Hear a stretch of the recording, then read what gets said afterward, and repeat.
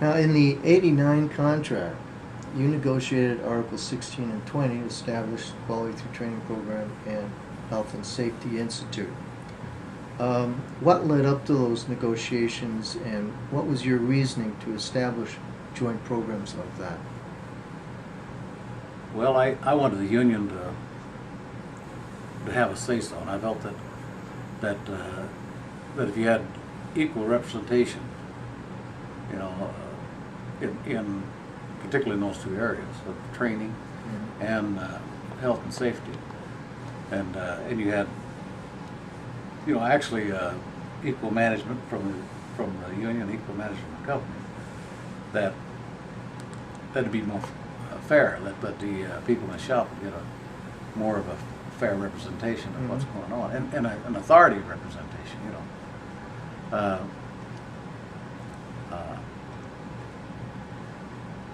The health and safety, I think, is it took off like a bullet. I thought, you know, it really they did a good job of putting that together and working together, you know, and really tackled some pretty tough issues there early on. You know, changing the way jobs are done, that type of thing, kind of hard to do. You know. The education training, I wanted that to be also a job, but I really had a vision for that it would become a training program for our members in the plant on an upper mobility. You know, that's really what I was hoping that it would take a strong direction towards.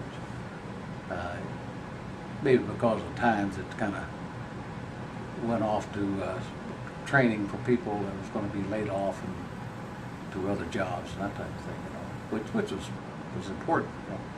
And I think it's still doing a lot of that. I don't know how popular that program is now. It was a real. I had to do some real hard fighting with the committee to spend 10 cents an hour to establish those programs. You know, 10 cents of bargaining, you know, off the table, you know, because they kept saying, well, can't we put that, you know, forget that, put that into the wages, you know, and so I stood my ground and finally won the issue, you know, and I think it was the right thing to do. I would have liked to seen, of course, you know, the company's farmed a lot of work out and all that kind of thing, and I think that's had an impact on the kind of direction that it could have gone, you know. And I'm not saying that they haven't done a real good job. I just would have I would really like to seen it really involved in training for internal jobs, you know, and maintaining a skilled workforce for jobs to be, you know, within the company. That was, and I thought possibly with that it would also create better job security, you know. And yeah, those programs are 21 years old now, and they're nationally recognized. And actually, I think the training side has gone further in the direction you wanted it to. Oh, good. So we can talk about that later. Okay. Over your career, you know, it's a very distinguished career, do you have any regrets or disappointments as you look back on it?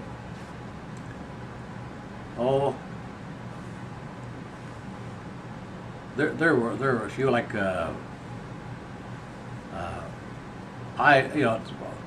led the fight of doing away with or stopping the nuclear plant there, you know, in the state of Washington. And as I look back, I'm not too sure that was I have some feelings now that maybe that wasn't, you know, the right thing to do. I don't know. And there's a lot of issues with it, a lot of concerns with it, you know. But that was an interesting one in itself. What do you feel are some of the more important things that you've been able to accomplish, and What's your proudest memory of your union career? Well, even now when I go out there, I have members that stop me and speak well of me, to me, and my family is still working in the plants there. They still say that they have people coming to them and tell them they sure miss me and that type of thing. That's always good to hear. I don't know if it's how true it is. It's always good to hear.